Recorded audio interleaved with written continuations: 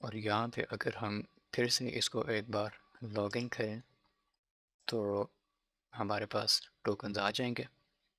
और यहाँ पे अगर हम लॉग आउट करने से पहले ये जो हमने रिक्वेस्ट में जो यूज़र नाम की प्रॉपर्टी ऐड की थी इसको हम एक बार देख लेते हैं। और ऑथ कंट्रोलर में जो लॉग आउट है वहाँ पे हम प्रिंट करते हैं कंसोल लॉग रिक्वेस्ट डॉट, खाली रिक्वेस्ट को प्रिंट करते हैं। और अब हम अगर टेस्ट करें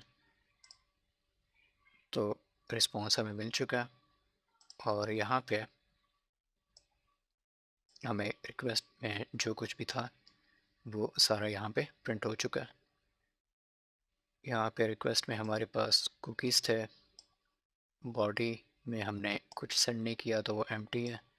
इसके अलावा ये जो यूज़र नाम की की है उसमें हमारा DTO का ऑब्जेक्ट है, आईडी, यूज़र नेम और ईमेल। तो इस तरीके से हम मिडलवेयर्स के थ्रू अपनी जो रिक्वेस्ट है उसको मॉडिफाई कर सकते हैं।